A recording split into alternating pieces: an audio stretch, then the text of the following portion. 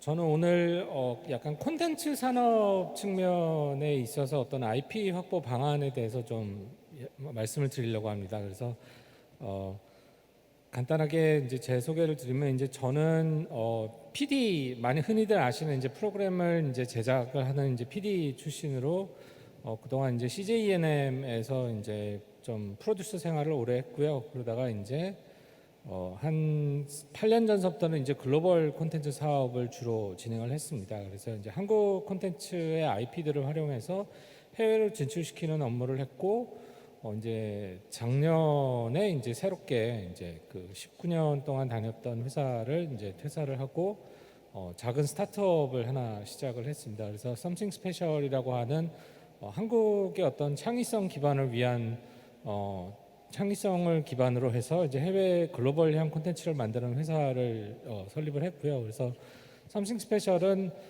이제 조금 있다가 이제 IP에 대해서 설명을 할 때 이제 포맷 얘기도 나오지만 조금 국내 최초로 이 포맷이라는 콘텐츠 교육 상품에 특화되어 있는 회사입니다. 그래서 조금 이 포맷이라는 산업에 관련돼서 조금 전문 인력들이 함께 모여서 만든 회사입니다. 자, 그래서 오늘 조금 좀 설명드릴 거는 이제 저는 좀 보통 이제 지금 하는 것도 이제 특강이고 저는 아무래도 제가 몸담고 있는 것이 콘텐츠 산업이다 보니 조금 좀 아주 편안하게 시백할 수 있는 그 강의를 좀 좋아합니다. 그래서 조금 좀 편안하게 좀 들어주셨으면 좋겠고요. 나름 재밌는 얘기도 좀 준비를 해보려고 많이 노력을 했습니다. 그래서 오늘의 이제 핵심 주제는 K 콘텐츠 확산에 따른 IP 확보 전략입니다. 자, 뭐 이미 한국의 콘텐츠에 대한 언급은 많이 됐는데 왜 지금 와서 이 시점에 K 콘텐츠 확산에 따른 IP 확보 방안 또는 전략이 중요한가에 대해서 고민을 하지 않을 수가 없습니다. 자, 그렇게 된 이유는 바로 K 콘텐츠 르네상스라는 부분이기 때문입니다. 자, 이 K 콘텐츠 르네상스는 지금 현재 뭐 물론 팬데믹 상황이지만 지금 현재를 말씀드리고 있는 거고요. 많은 분들께서 이미 아시지만 한국의 어떤 K-팝 음악 그리고 한국의 어떤 스토리텔링 뭐 이미 뭐 그 기생충 얘기는 뭐 너무나 흔히 잘 알려진 얘기고요. 여기에 이제 많은 분들이 잘 모르시는 게그 현재 전 세계 예능 프로그램 중에 가장 많이 이제 수출돼서 현지화로 성공하고 있는 케이스가 바로 한국 포맷인 복면가왕입니다. 그래서 어떤 한국 K 포맷도 지금 현재 활성화돼 있고 그리고 바로 얼마 전이죠. 아예 한국어로 된 한국을 처음에 이제 원 목표는 한국 시청자를 대상으로 만들었던 넷플릭스 오리지널의 이제 이 오징어 게임이 전 세계에 어떤 광풍을 일으킬 정도로 어떤 이제는 한국의 어떤 로컬 프로덕션 그 제작 역량까지도 주목을 받는 시대가 됐습니다.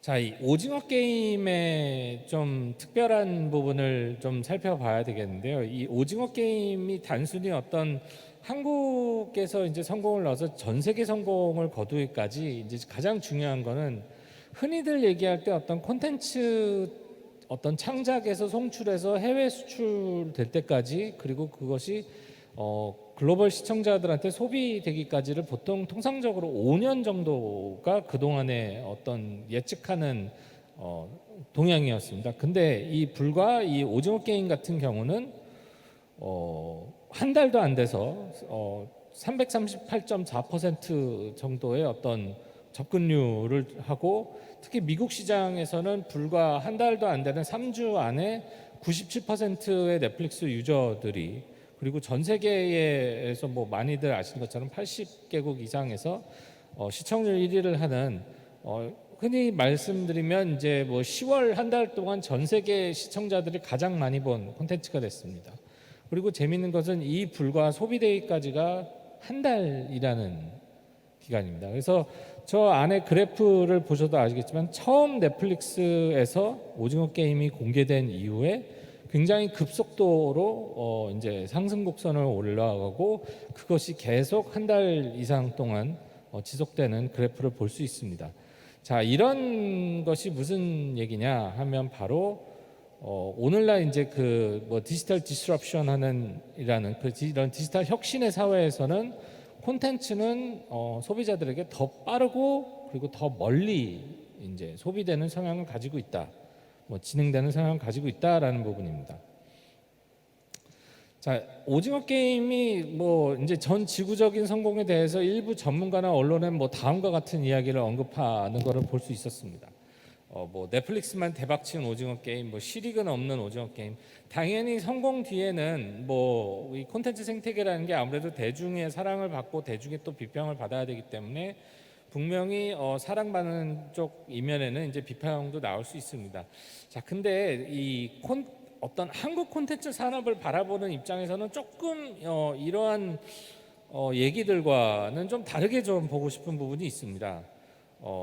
좀 특히 창작하는 측면에서 어떤 사업자들은 이렇게 평가를 했습니다. 이제 로렌조 디 마이오라고 하는 이제 엔데버 콘텐츠, 얼마 전에 CJENM이 인수한 회사이기도 하죠. 이제 거기에 이제 콘텐츠 총괄 부사장님 대표 프로듀서를 하셨던 이제 굉장히 유명한 킬링 이브의 이제 뭐 총괄 프로듀서이기도 하신데요. 이분이 얘기한 재미있는 대목이 바로 오징어 게임의 성공은 이제 세계적인 히트작들은 언제 어디서도 등장할 수 있다는 것을 의미합니다라는 말을 한 부분입니다. 자, 이 얘기는 결국은 이제 콘텐츠의 어떤 개발 그리고 창작의 의미에서 이제 세계적인 히트작이 꼭 어떤 미국이나 영국의 대형 시장뿐만이 아니라 어떤 전 세계에 더 많은 그 기회가 부여되고 있다라는 것을 증명하는 사례라고 얘기를 하고 있고요. 자, 그래서 이게 단순히 넷플릭스만 돈 번 오징어 게임이라는 말에는 조금 어긋나는다라는 얘기입니다. 자, 그리고 이제 저도 개인적으로 굉장히 존경하는 분이지만 이제 리얼라이즈 픽처스의 원동현 대표님이라고 계십니다. 이제 이분은 뭐 많이들 아시는 신과 함께를 비롯해서 뭐 광해 왕이 된 남자나 그리고 실제로 뭐 황동혁 그 감독님 그 오징어 게임의 황동혁 감독님하고 같이 미녀는 괴로워를 제작을 하셨죠. 자, 이분의 이제 페이스북에 재미있는 글이 하나 올라왔습니다. 연봉 1억짜리 선수가 홈런 40개를 쳤습니다. 자, 홈런 40개를 치다 1억짜리 선수가 40개를 치니 이제는 메이저리그 구단들이 어나더 새로운 오징어를 찾기 위해 계속 찾아들 거고 그리고 돈도 더 줄 거야. 자, 마찬가지로 콘텐츠 제작과 어떤 K 콘텐츠 산업적인 측면에서는 실제 그 어떤 한국 콘텐츠 제작의 어떤 일선에 계신 최선에 계신 분께서는 이것을 오히려 굉장히 어떤 한국 콘텐츠의 기회로 보고 계시다라는 말과 같습니다. 자, 결국은 앞서 그 어떤 서양의 대표 프로듀서가 얘기한 것처럼 더 많은 콘텐츠들에 대한 기회 그리고 한국 콘텐츠 대표도 더 많은 기회가 한국 콘텐츠에다가 올 것이다라는 부분은 분명히 좋은 성과라고 생각이 됩니다. 그리고 바로 이 점이 오징어 게임에 가져온 성과라고 생각하고요. 자, 이처럼 오징어 게임의 성공 이후 최근 한국 콘텐츠 산업에서 가장 중요하게 거론되는 세 가지 이슈가 있습니다. 바로 첫 번째는 콘텐츠 창작 및 제작의 글로벌 커뮤니티화입니다. 자, 기존의 어떤 콘텐츠들, 특히 뭐 미디어 콘텐츠는 이제 한국의 시청자를 대상으로 만들어지는 성향이 높았습니다. 자, 하지만 이제 오징어 게임이나 아니면 뭐 지금 디즈니 플러스에서 러닝맨의 이제 그 스핀오프가 방송이 나가고 있듯이 이제는 어떤 콘텐츠 창작이나 제작이 글로벌 커뮤니티화가 돼서 단순히 콘텐츠가 어떤 내수용으로만 소비되지 않는다라는 부분을 인식해야 된다는 것이고요. 또 하나는 콘텐츠에 대한 창작자 제작사들의 레버리지가 높아졌다는 것입니다. 이제는 기존의 어떤 콘텐츠 K 콘텐츠 제작의 어떤 산업의 흐름 자체가 방송 사업자 또는 콘텐츠 공급업자 위주였다면 이제는 더 많은 독립 사업자들이나 특히 창작자들이 어떤 콘텐츠의 레버리지를 많이 확보를 할 수 있게 되는 기회가 왔다라는 것입니다. 그리고 마지막 세 번째에서는 바로 K 콘텐츠 계약 구조에서 IP의 귀속 여부입니다. 자, 사실은 이제 오늘 그 제일 크게 설명드릴 부분이 이 IP의 귀속 여부와 함께 어떻게 IP를 확보하느냐 부분에 있습니다. 자, 이러한 어젠다들이 만들어 놓은 것이야말로 어떻게 보면은 오징어 게임이 한국 콘텐츠 산업 전반에 가져온 가장 큰 성과라고 생각을 합니다. 그리고 앞으로의 K 콘텐츠 산업에서 가장 중요한 거는 뭐 첫째도, 둘째도, 셋째도, 그리고 심지어 마지막까지도 아마도 이 IP의 확보, 그리고 IP의 확보만큼 중요한 어떻게 IP를 보호하느냐가 될 것이라고 예상합니다. 이렇게까지 말씀을 드린 이유는 의외로 한국의 K 콘텐츠 산업이 이 IP의 확보와 그리고 IP의 보호에 대해서 아직은 크게 성숙해 있는 상황은 아니기 때문에 이 말씀을 드리는 것이고요. 자, 그러면 IP의 효과적인 확보가 무엇이냐를 한번 생각을 해보겠습니다. 자, 잠시 이제 저는 아까 처음에 이제 도입부에 이제 제 소개 때 말씀드렸듯이 이제 제가 이제 설립한 썸씽 스페셜이라는 회사는 포맷에 특화된 사업 그 스타트업입니다. 그래서 포맷에 대한 내용을 좀 잠깐 언급하고자 합니다. 자, 이제 포맷이라고 하면 이제 사전적 의미에서 뭐 여러 명사도 있고 동사도 있지만 오늘은 이제 동사의 어떤 포맷에 대한 동사의 어떤 옥스퍼드 사전에 등재된 내용을 좀 잠깐 가지고 오면은 기존의 지식 재산, 뭐 소설이든 논픽션이든 노래, 영화든 다양한 어떤 지식 재산을 반복적으로 재구현하고 배포할 수 있는 요소가 반영된 독특하고 독창적인 가이드를 담은 새로운 지식 재산으로 바꾸는 행위를 포맷이라고 합니다. 그래서 이러한 이 포맷이야말로 포맷 자체도 어떤 하나의 IP로 인식돼서 산업이 형성이 돼 있지만 그리고 포맷에 영감을 줄 수 있는 그 어떤 기존의 형태도 IP가 될 수 있다라는 것을 의미하는 부분이기도 합니다. 자, 흔히 IP 확보에 있어서 이 콘텐츠 사업자들은 많은 분들이 이제 장르 얘기를 많이 합니다. 그것이 예를 들어서 뭐 어떤 IP가 뭐 소설에서 왔는지 또는 웹툰에서 왔는지, 흔히 요즘에 드라마들의 50% 이상은 웹툰에서 발생이 되고 있죠. 그것이 뭐 음악이든지 아니면 게임이든지 주로 이런 어떤 그 엔터테인먼트의 어떤 장르적인 접근을 많이 합니다. 근데 저는 오늘 이 자리에서 조금 다른 요소를 좀 언급을 하고 싶습니다.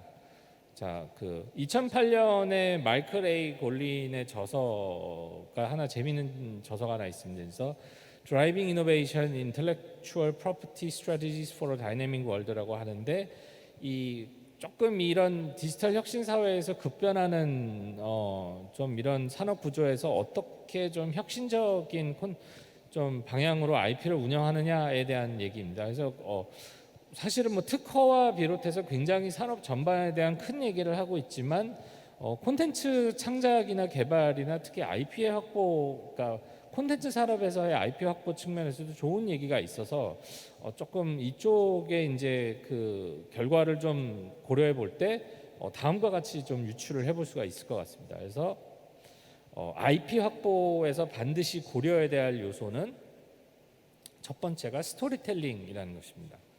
자, 오늘날 그 어떤 플랫폼과 형태를 막론하고 콘텐츠에 있어서 가장 중요한 것은 바로 이야기입니다.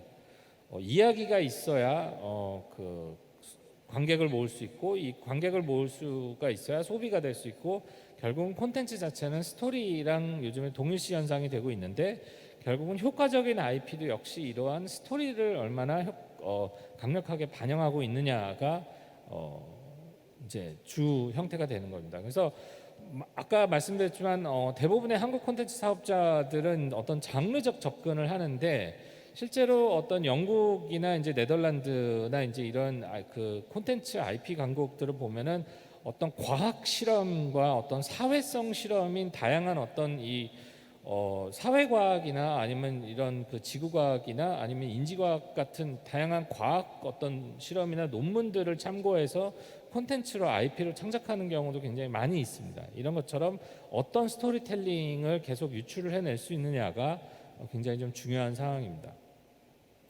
자, 두 번째로 중요한 거는 바로 이 세계관, 유니버스입니다. 뭐 많이들 다 뭐 이 부분은 좀 요즘 메타버스 얘기도 있고 그래서 아마 많이들 좀 들어보셨을 거라 생각이 합니다. 그래서 뭐 IP의 응집의 종착지는 곧 세계관으로의 연결이라는 말도 있듯이 콘텐츠의 가치관, 소비 성향이 어떤 한데 묶여서 세계관으로 만들어지는 것이 결국은 어떤 콘텐츠 사업의 어떤 종착지라고 할 수가 있습니다. 그래서 이 부분이 어떤 IP의 확보에서 가장 중요한 요소가 될 수 있고요.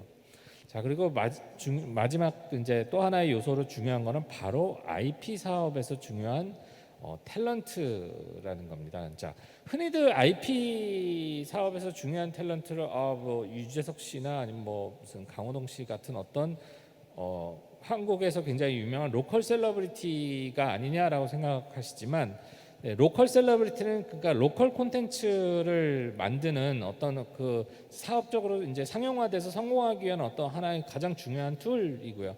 반대로 이 IP적인 측면에서는 로컬 셀러브리티보다도 오히려 스토리텔링을 지속적으로 재생산하거나 아니면 확장할 수 있는 경험과 노하우를 보유한 인력이 더 중요합니다. 그래서 흔히들 이러한 인력을 뭐 우리는 뭐 방송 작가들도 계시고 뭐 프로그래머, 뭐 창작자, PD 여러 용어가 있지만 아무튼 간에 콘텐츠 산업에서의 IP를 크리에이션할 수 있는 인력이 오히려 앞으로는 더욱 중요한 그리고 뭐 오징어 게임도 앞서 언급이 됐지만 그동안 이제 이 콘텐츠 산업에서 황동혁 감독님에 대한 이제 언급이 굉장히 많이 됐을 정도로 결국은 중요한 게 누가 이 창작자인가가 굉장히 앞으로 이 어떤 K 콘텐츠의 IP 확보에서는 중요한 요소가 될 것으로 판단이 됩니다.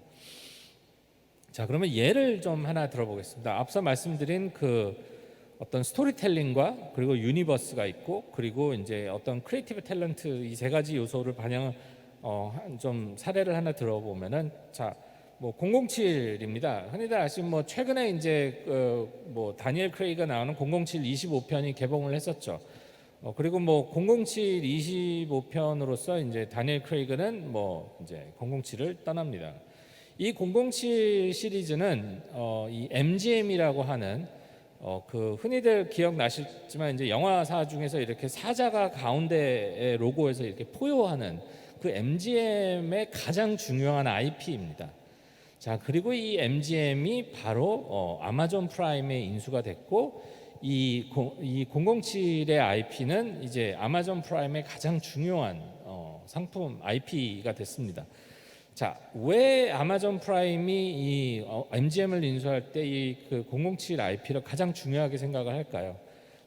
자, 첫 번째로 스토리텔링적 측면으로 볼 때 이제부터 아마존 프라임이 생각하는 007 시리즈는 완전히 26편서부터는 새롭게 리부트가 돼서 새로운 캐릭터, 아예 이제 제임스 본드 자체도 이제 새로 캐스팅이 돼서 바뀌고 악당 그리고 뭐 무슨 뭐 지구 평화와 뭐 냉전 이런 거를 넘어서 아예 새로운 어젠다를 가지고 진행을 할 예정이고요.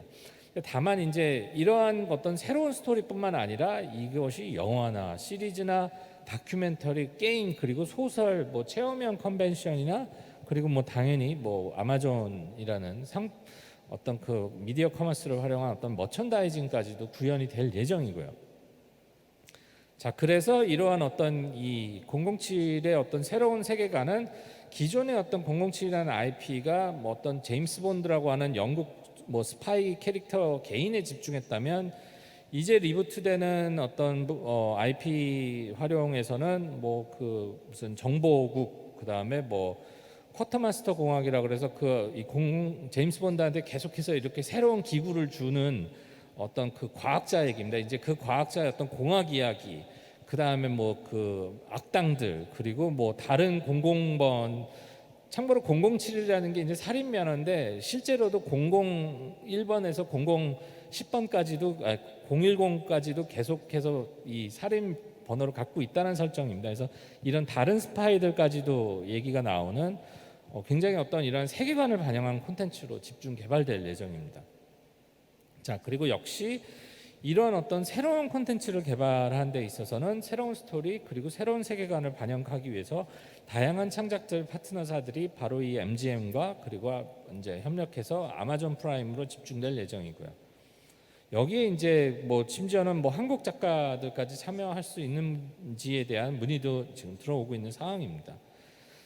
자, 이런 것처럼 콘텐츠 IP들은 새롭게 창작되기도 하지만 동시에 뭐 리메이크, 리유즈, 리부트 그래서 뭐 리메이크 되거나 뭐 재활용되거나 아니면 리부트 되는 어떤 이런 재생산되는 구조를 계속 보여주기도 합니다.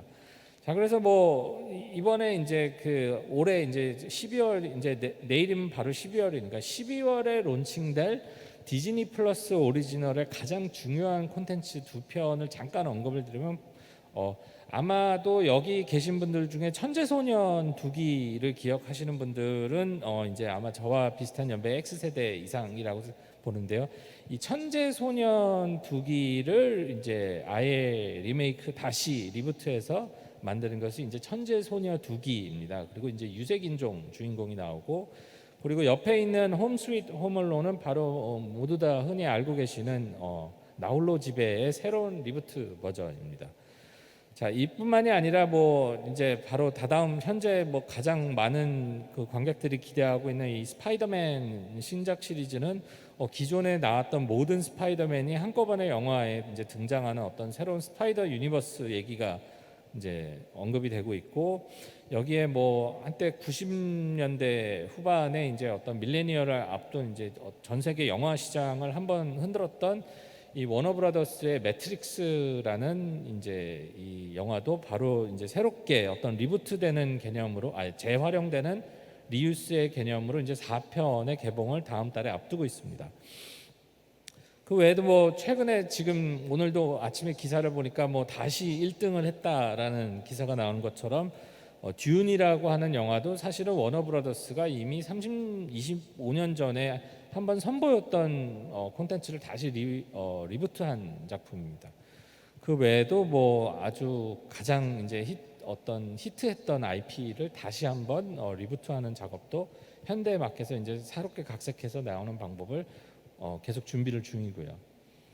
자, 그래서 향후 이제 한국 콘텐츠 사업들은 어떤 기존의 IP 확보 방식이 있었습니다. 뭐 탑티어급 작가의 문예로를 더 늘려서 그 작가를 최대한 확보하거나, 아니면 한류 스타에다가 비용을 더 투자를 해서 한류 스타를 더 확보하거나, 아니면 뭐 IP 사업권을 뭐 무조건 홀드하고 뭐 PPL을 뭐 더해서 뭐 여기에 대한 어떤 코스트를 높이고, 자, 이러한 IP 확보 방식이 있었다면 조금은 기존 사업도 물론 진행을 하되 어떤 이미 그 많은 사업자들이 가지고 있는 IP에 대해서 어떤 앞서 보여드린 것처럼 리부트를 하거나, 아니면 국내외 IP의 리메이크를 통한 어떤 로컬 IP를 새롭게 생산을 하거나, 그리고 이제 좀 콘텐츠 주권이 어디에 있는지에 대한 어떤 좀 발전적인 노력을 좀 하고, 이외에 이제 IP 활용한 세계관이나 어떤 신규 창작 인력을 발굴하는 어떤 이런 노력들을 좀 계속 해 나가야 될 것으로 판단이 됩니다. 그래서 이제 IP 확보라는 거는 단순 그냥 IP를 하나를 더 뭐 확보하자가 중요한 게 아니라, 어떤 이 특히 창작에 연결되어 있는 부분은 어떤 K 콘텐츠 생태계 전반의 발전을 위한 IP 전략의 수립이 필요하다라는 부분을 꼭 강조하고 싶습니다. 자, 앞서 이제 IP 확보까지 말씀드렸으면, 그러면 이제 향후 K 콘텐츠 산업에서 IP에 어떻게 보호를 해야 되느냐 또 고민을 해볼 수 있을 것 같습니다. 그래서 제 경험으로 이제 비롯하고는 아무래도 제일 중요한 거는 바로 이 상표권을 등록하는 것 같습니다. 의외로 이 방송 콘텐츠 산업, 의외로 이 콘텐츠 산업, 특히 미디어 콘텐츠 산업에서는 이 상표권을 등록하는 행동이 그렇게 많이 이루어지지 않습니다. 얼마나 많이 이루어지지 않은지 한번 보겠습니다. 자, 상표권이라는 거는, 그리고 오늘 여기도 이제 국제 IP 컨퍼런스지만 IP의 어떤 등록과 트레이드마크와 어떤 그런 특허는 이게 한국이라는 국가에 한정되는 게 아니라 어떤 글로벌 특허권을 얘기하는 겁니다. 마찬가지로 상표권도 한국뿐만 아니라 글로벌 특허를 신청을 하는 분입니다. 자, 얼마나 좀 이제 좀 가슴 아픈 현실이지만 얼마나 이제 조금 좀 아쉬운 부분을 말씀을 드리면, 이제 복면가왕이라고 하는 아까 세계 50개국에 넘게 판매된 한국 최고의 어떤 포맷 IP에 대한 이 마스크드 싱어라고 하는 상표권은 사실 MBC보다도 이 미국판을 만들었던 퍽스가 주도권을 가지고 상표권을 등록을 하고 있습니다. 그래서 그 와이포, 이제 오늘 전에 아마 와이포 분이 이제 기조 연설을 하신 걸로 아는데, 이제 와이포의 이제 글로벌 데이터베이스를 가면 이 콘텐츠 상표권을 어떻게 등록하는지에 대한 이제 그 현황을 볼 수 있는데, 대부분의 마스크드 싱어라는 상표권은 이제 MBC 문화방송이 아닌 이제 퍽스로 이렇게 진행이 되어 있는 것은 굉장히 좀 콘텐츠 사업을 하는 저 같은 사업자 입장에서 좀 아쉬운 부분입니다.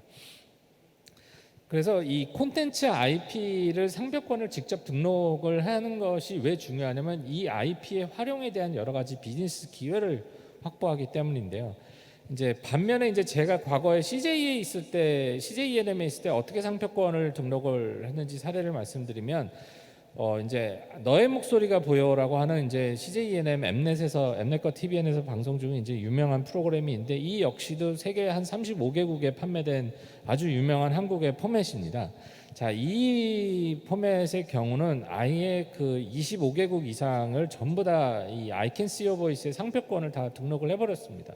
자, 이만큼 등록을 해버리니까 향후에 이 포맷을 수입해서 활용하는 해외 사업자들도 반드시 이 상표권을 지켜야만 되고, 이것을 통해서 다양한 IP를 활용하는 여러 가지 비즈니스 모델을 창출할 수 있기 때문입니다. 자, 따라서 상표권은 곧 IP 확장을 위한 브랜드가 된다라는 부분이고, 그리고 상표권 등록에 대해서 비용이 아깝다 하고 생각하시는 분들이 의외로 방송 콘텐츠 산업부에서 많은데, 자, 이 얘기는 다시 얘기하면 글로벌 IP 산업 진행에 대해서 관심이 크게는 없다라는 것과 동일하다라는 부분을 이제는 인지해야 될 거라고 생각이 됩니다.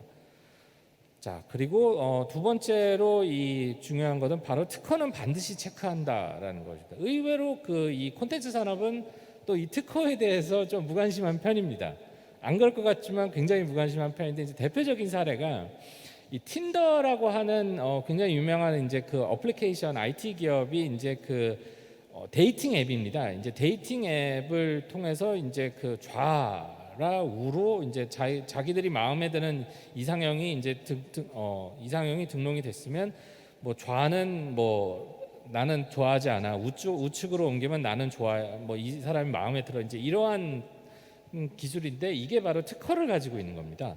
자, 그래서 한때 이 뭐 인터랙티브 드라마, 뭐 다양한 뭐 인터랙티브 드라마 콘텐츠 얘기가 많이 나오면서 뭐 좌우로 표시하는 그 콘텐츠들이 전부 다 모든 소송에서 다 패소하고 사라져 버렸습니다.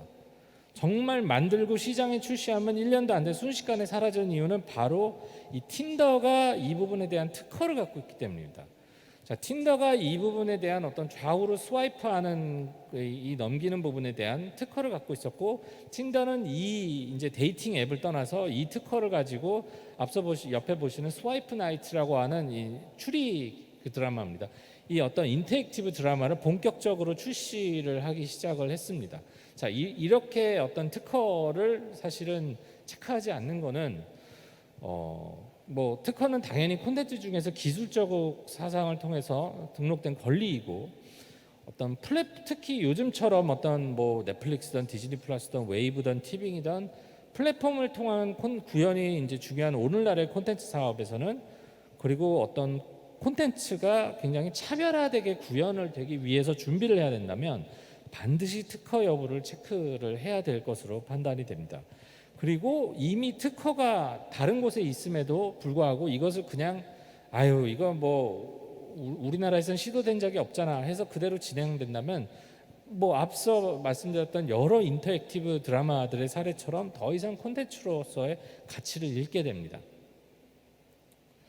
자, 그리고 이제 또 하나 이제 어떤 IP 콘텐츠 산업의 IP 보여서 중요한 거는 바로 이 저작권이라는 것입니다. 자, 뭐 저작권이 중요한 거는 뭐 이제는 더 이상 뭐 모두가 다 알고 있는 사실인데요. 그리고 뭐 중요한 거는 이제 이 저작권에 대해서 어떤 범위에 있고, 그리고 어떤 디자인에 있는지, 그리고 어떻게 활용되는지, 이제 그 중요성이 점점 강조가 되고 있는데, 옆에 보시는 사례가 굉장히 유명한 사례인데, 이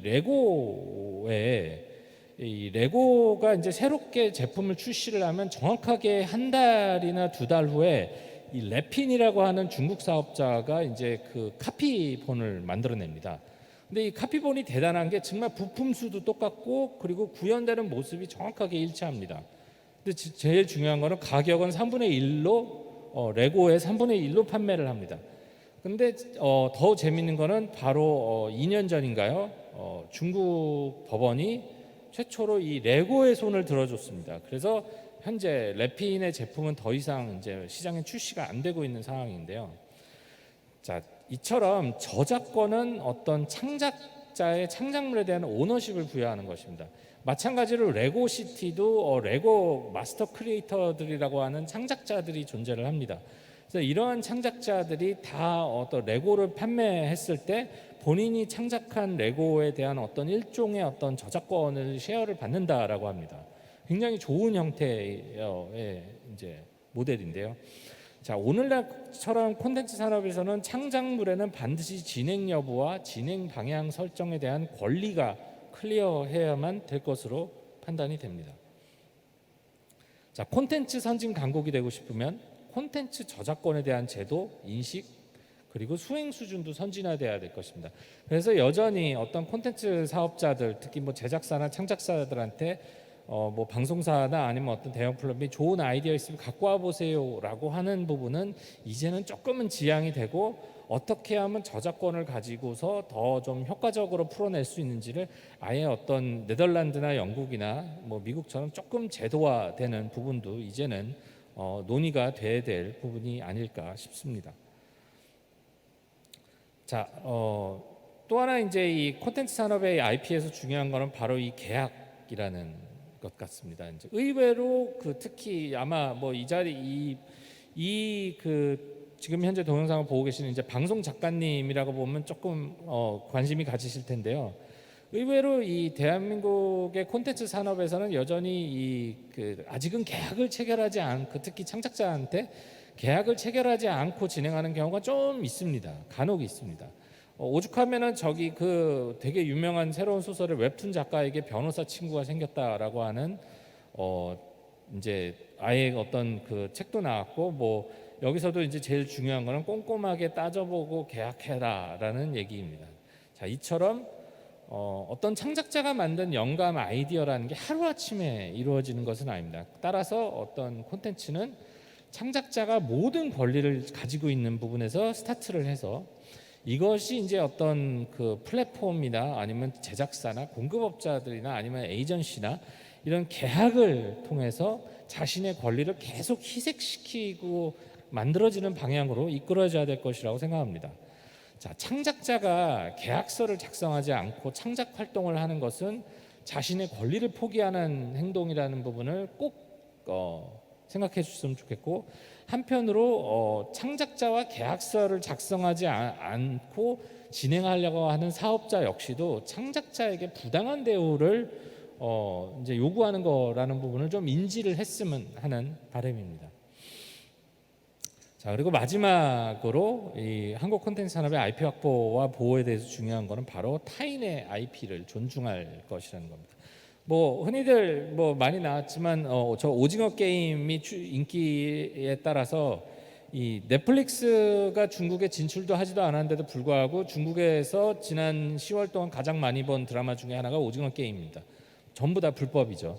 자, 이제 불법 뭐 유통되는 거는 뭐 둘째 치고, 아예 오징어의 승리라고 하는 이제 뭐 중국에서 가장 유명한 이 유쿠라고 하는 플랫폼에서 이런 신규 콘텐츠를 내놨다가 이제 뭐 넷플릭스를 비롯한 세계 각국의 이제 항의를 받아서 이거를 내리는 얘기가 나왔습니다. 자, 이처럼 타인의 IP를 존중하지 않는 것은 굉장히 큰 문제입니다. 근데 비단 그러면 콘텐츠를 공급을 하는 한국은 완전 IP 어떤 존중의 청정 지역일까요? 꼭 그렇지만은 않습니다. 자, 굉장히 좀 부끄러운 사례지만 마블 어벤져스의 어떤 캐릭터 포스터를 어떤 한국의 이 밑에 이제 사진은 어떤 한국의 독립 유공자들, 독립 투사들을 어떤 한국의 히어로, 한국을 독립의 히어로들이라고 해서 어벤져스라고 하셨는데, 저는 이 다음에 들어왔던 반응이 더 조금 좀 당황스러웠습니다.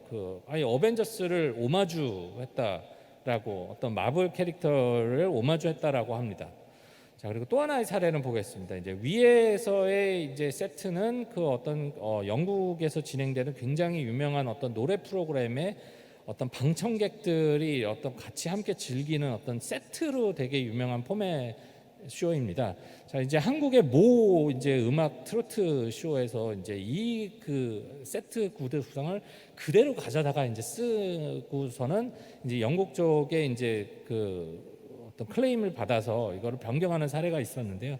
대부분 이런 분들이 뭐 오마주 얘기도 하고 착안했다, 뭐 영감을 얻었다라는 얘기를 하는데 그 어떤 경우도 원작자와 원 콘텐츠의 동의를 받지 않은 것은 오마주와 패러디라고 할 수가 없습니다.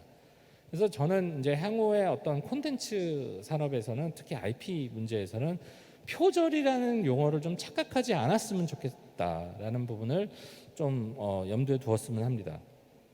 그리고 그 이유는 바로 내 IP가 내가 만든 IP가 존중받고 싶으면 바로 남의 IP를 존중하는 것에서부터 시작되기 때문입니다. 그리고 요 내 IP가 존중받고 싶으면 남의 것을 존중하는 것을 시작한다가 바로 글로벌 콘텐츠 산업의 IP 전략의 핵심 명제입니다. 자, 이제 끝으로 이제 조금 이제 다시 제 사례를 좀 말씀을 드리면 좀 포맷 사업을 시작하면서 제가 가장 많이 들은 얘기 중에 하나는 포맷은 IP가 아니어서 인정받기 어렵다라는 것입니다. 그래서 아니 왜 포맷은 IP가 아닌가요? 전 세계 35조 원의 시장이 형성되어 있는데 왜 IP가 아닐까요?라고 물어보면은 대부분의 이제 그 포맷이 IP라고 IP가 아니다라고 얘기하시는 분들의 말을 들어보면 포맷은 장치나 형식 등의 아이디어 수준이기 때문에 IP가 아니라는 것입니다. 자, 이 포맷이 어떤 장치나 형식이 맞긴 하지만 단순히 아이디어 수준이 아닌 것은 사실 팩트가 아닌 페이크 거짓 정보입니다. 근데 이 거짓 정보를 당연시하기 때문에 IP로 인정될 수가 없다라는 것이죠. 자, 이처럼 특히 콘텐츠 사업에서 잘못된 정보를 인지하는 것은 잘못된 방향으로 사업자를 인도를 하고 그 잘못된 방향으로 사업을 인도를 하면 이제 그 뭐 2016년 이후에 그 어떤 한한령 이후에 어떤 포맷 산업에 잠깐 정체되어 있는 그런 이제 잘못된 모습도 발생할 수 있다라는 것을 조금 말씀드리고 싶습니다. 자, 그래서 마무리를 하면 어떤 한국 콘텐츠의 르네상스를 넘어서 지금은 어떤 한류의 황금기를 계획을 하고 있습니다. 그래서 다양한 어떤 논의와 함께 어떻게 하면 이걸 더 지속시킬 수 있느냐라고 얘기를 하는데, 그리고 이제 중요한 거는 디지털 혁명의 시대에서 대한민국의 어떤 콘텐츠 강국으로 거듭나기 위해서는 우리의 콘텐츠 IP 정책은 진정으로 선진국 수준에 있는지를 냉정하게 검토해보고 어떤 것이 가장 효과적인지 그 발전 방향을 찾았으면 합니다. 그래서 대한민국 콘텐츠는 그 어느 때보다 좀 많은 기회를 좀 맞이하고 있다라는 것을 말씀드리며 오늘의 이 발표를 마무리하고자 합니다. 네, 지금까지 들어주셔서 감사합니다.